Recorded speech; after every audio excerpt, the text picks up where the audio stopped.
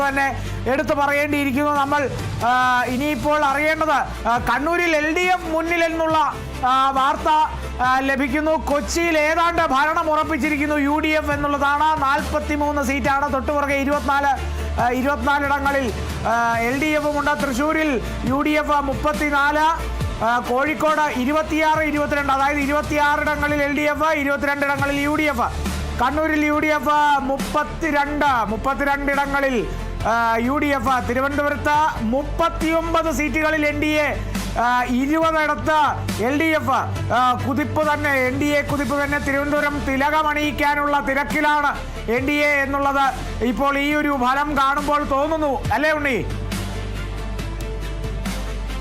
തിരുവനന്തപുരത്ത് വലിയ മുന്നേറ്റം തന്നെയാണ് NDAക്ക് ഉള്ളത്. 39 എന്ന നിലയിലേക്കാണ് പോകുന്നത്. നമുക്ക് ചില അപ്ഡേറ്റുകൾ നോക്കാം. കോട്ടയത്ത് ഗ്രാമപഞ്ചായത്തിലും ബ്ലോക്ക് പഞ്ചായത്തിലും നഗരസഭയിലും ജില്ലാ പഞ്ചായത്തിലുമൊക്കെ UDFന്റെ മുന്നേറ്റമാണ് ഉണ്ടായിട്ടുള്ളത്. കണ്ണൂരിലെ തലശ്ശേരി നഗരസഭ, അവിടെ കാരായി ചന്ദ്രശേഖരൻ ജയിച്ചിട്ടുണ്ട് എന്നുള്ളതാണ് ഇപ്പോൾ വരുന്ന ഒരു വാർത്ത. അതുപോലെ തന്നെ ചെർപ്പളശ്ശേരി നഗരസഭ, അത് പാലക്കാട് ജില്ലയിലാണ്. ചെർപ്പളശ്ശേരി നഗരസഭയിൽ LDFന് ഭരണ തുടർച്ച ഉണ്ടായിരിക്കുന്നു. അവരവിടെ ഭരണം നിലനിർത്തിയിരിക്കുന്നു. അതേസമയം ചാലക്കുടി UDF അവരുടെ കോട്ട കാത്തിരിക്കുന്നു. ചാലക്കുടി നഗരസഭ ഭരണം അവർക്ക് തന്നെയാണ്.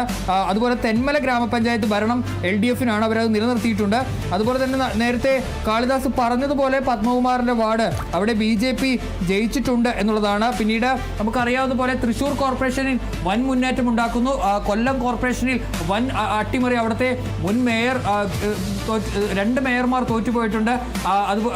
അതുപോലെ തന്നെ അവിടെ ഇത്തവണ അധികാരം പിടിക്കുന്ന നിലയിലേക്ക് UDF എത്തുന്ന ഒരു സാഹചര്യമുണ്ടായി. മലപ്പുറം ജില്ലയിലേക്ക് വന്നാൽ മലപ്പുറം ജില്ല തൂത്തുവാരിക്കൊണ്ട് പോയിരിക്കുകയാണ് UDF എന്ന് തന്നെ പറയാൻ കഴിയും. അത്രയ്ക്ക് എല്ലായിടത്തും, എല്ലാ ബ്ലോക്കിലും അതുപോലെ തന്നെ മുനിസിപ്പാലിറ്റിയിലും ഗ്രാമപഞ്ചായത്തിലും ജില്ലാ പഞ്ചായത്തിലും ഒക്കെ വലിയ മുന്നേറ്റം ഈ പറയുന്ന മലപ്പുറം ജില്ലയിൽ ഉണ്ടായിരിക്കുന്നു എന്നുള്ളതാണ്. പ്രത്യേകിച്ച് ഈ നിലമ്പൂർ നഗരസഭ PV അൻവറിന്റെ സ്വന്തം നഗരസഭയാണ്. കഴിഞ്ഞ തവണ PV അൻവർ LDFലായിരുന്നു. അപ്പോൾ അങ്ങനെ അവർക്ക് അവിടെ ഭരണം കിട്ടി. പക്ഷേ ഇപ്പോൾ നിലമ്പൂർ നഗരസഭ UDFലേക്ക് തിരിച്ചെത്തിയിരിക്കുന്നു എന്നുള്ളതാണ് പറയാൻ കഴിയുന്നത്. നമുക്ക് ചില റിസൾട്ടുകളിലേക്ക് ഒന്ന് പോയി വന്നു കഴിഞ്ഞിട്ടുണ്ടെങ്കിൽ ഈ തൃശ്ശൂർ കോർപ്പറേഷനിലേക്ക്